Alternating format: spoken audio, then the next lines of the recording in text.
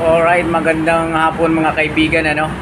So meron tayo ditong ginagawa L300 Euro 4. So titingnan natin yung brake pad kasi maingay na daw pag namimrino. So tingnan natin kung palitin na talaga, no.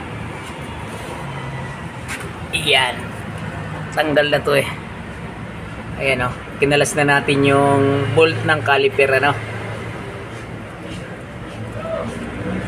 So nagpa-deliver pa tayo ng brake pad galing pa ng Tawi-Tawi. Hindi, sorry. Dito lang sa Noveleta.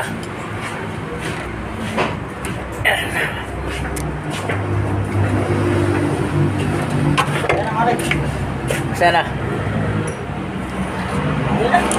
Wala pa. Mamaya pa natin i-text. Kanina. Sa kanila. Yung brake pad pala ng Euro 4, papalitan na natin, ito na, kagad yung bago LKC. Talagang na pala to, manipis na. Pero pinupulir na ni idol ninyo, oh. Hindi ba bayag? Kaya paikot-ikot. Ha? Hindi ba bayag? Dati nakalipas na eh. Ha? Ang idol na kita ngayon, ikaw lang idol ko eh. Kung si Robin Padilla nga, sabi ni magmula ngayon, idol na rin kita. Parang ganun din yan eh. Sa palagay ko, magmula ngayon, idol na rin kita eh. Ayan mga kababayan, yung brake pad ni boss. May tira pa naman, kaya nga lang sa kabila, sobrang nipis na talaga. Sa kabilang side, sa kaliwa. Ito kasi sa passenger side, ubos na ubos na. L300 Euro 4. Pag nagkamali yan napaka naman nila.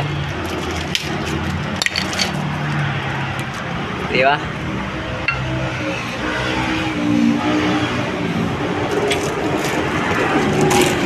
Bago.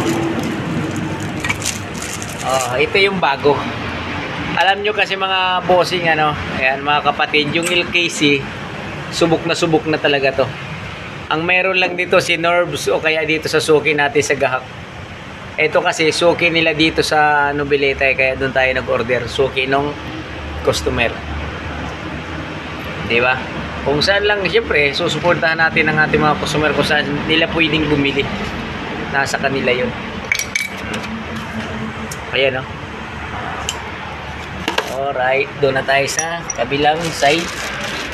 Suppress din natin, L300 na Euro 4. So ito mga boss, ito talaga dito ang pudpud na. Ayan, press muna natin tong piston. Yan. I-press natin yung palong.